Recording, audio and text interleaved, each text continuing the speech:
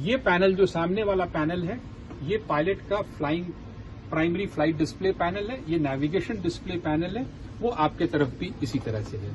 ये पैनल जो है, ये पैनल पायलट और ऑटो पायलट के बीच में कम्युनिकेशन का पैनल है। अब हम ऊपर की तरफ आते हैं, तो ऊपर की तरफ जो है air conditioning, pressurisation, electrics, hydraulics और फ्लाइट कंट्रोल कंप्यूटर्स, इसके और उसके सारे पैनल्स हैं यहाँ पे। फायर फाइटिंग के लिए भी है, इंजन 1, एपीयू, इन चीजों के लिए। इसमें अब जो चीज हम लोग को देखना है वो ये कि फ्लाइट कंट्रोल कंप्यूटर्स दो हैं। एक तो इलैक 1 है वहां पर, फ्लाइट कंट्रोल इलैक 1, और दूसरा है फ्लाइट कंट्रोल इलैक 2। ये इलैक 2 जो है, ये खराब परफॉर्मेंस कर रहा है नए सॉफ्टवेयर के हिसाब से। इसका काम यह है कि पायलट के कंट्रोल इनपुट्स को सही तरीके से कन्वर्ट करके सरफेसेस में जाकर के उसका मूवमेंट करे ताकि जहाज में ये हो। ठीक है। इसका एक और काम है कि फ्लाइट कंट्रोल सिस्टम में किसी भी तरह का फॉल्ट हो तो उसको मॉनिटर करता है, और अगर कोई फॉल्ट अगर उसने वो देखा तो वो आपको बताएगा इस तरह से कि कोई फॉल्ट है हमारे इस सिस्टम में। तो पायलट जो है इसका चेकलिस्ट करेगा, और जो सिस्टम बचा हुआ है, इलैक 1 बचा हुआ है, ये इलैक 2 फॉल्ट यहाँ पे आया है, और ये सिस्टम बता रहा है क्या क्या सिस्टम काम करेगा नहीं करेगा। तो पायलट जो है इलैक 1 पे ही जहाज बिल्कुल नॉर्मल की तरह उड़ सकता है। इनफैक्ट अगर इलैक 1 भी अगर खराब हो जाए तब भी पायलट जहाज को लेकर करके सेफली ग्राउंड पे आ सकता है। यहाँ पे प्रॉब्लम कंप्यूटर के फेलियर का नहीं है, यहाँ पे प्रॉब्लम ये है कि ऐसी कोई वार्निंग पायलट को नहीं आती है, और ये इलैक सिस्टम बोलता है मैं तो बिल्कुल ठीक हूँ, और जहाज जो है वो पायलट के इनपुट के बिना मूवमेंट करने लगता है। ठीक है। तो पायलट को कंट्रोल करने के लिए एक तो कंट्रोल कॉलम हो गया, ये कंट्रोल स्टिक हो गया, और दूसरा ये थ्रस्ट लीवर का प्लेस हो गया।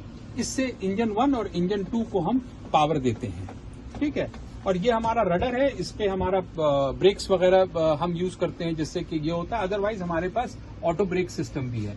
जनरली जब हम टेक ऑफ करते हैं तो हम ऑटो ब्रेक्स को मैक्स में करके रखते हैं, ताकि अगर हमें रिजेक्ट करना है तो एक खुद ब खुद मैक्सिमम ब्रेक लगा लें।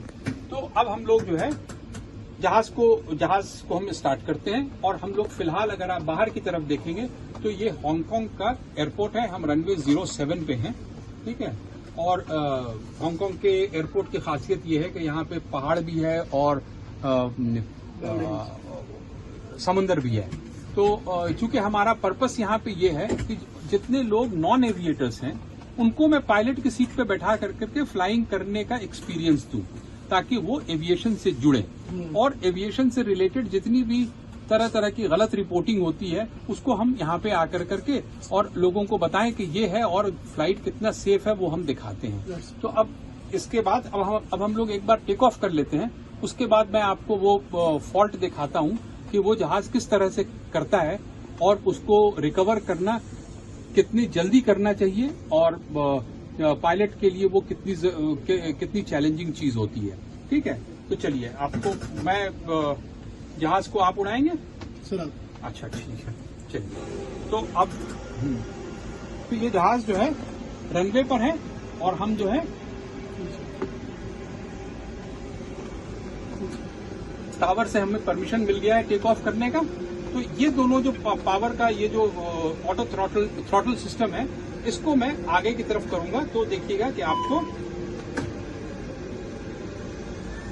इंजन पावर डेवलप कर रहा है। हमने यहाँ पे देख लिया पूरा पावर सही है, और हम जो है टेक ऑफ के लिए अब एयरक्राफ्ट एक्सेलरेट कर रहा है। ठीक है। तो इस जगह पे पायलट जो है देखता है कि उसकी स्पीड्स बढ़ रहे हैं कि नहीं। तो आप देखिए कि स्पीड 80 नॉट्स की तरफ चला गया है।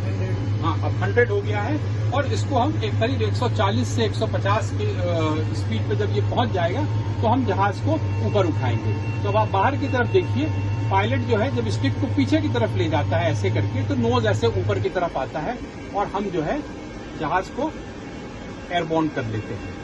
जब जहाज एयरबोर्न हो जाता है तो पायलट का पहला काम होता है पॉजिटिव रेट चेक कर करके गियर को ऊपर करना। ठीक है। और उसके बाद पायलट जो है एयरक्राफ्ट को इसी एटीट्यूड पे ऊपर लेकर के जाता है। हमने यहाँ पे 2000 फीट डाल रखा है। ठीक है। तो एयरक्राफ्ट जो है वो 2000 फीट तक ऊपर जाने का ये करेगा।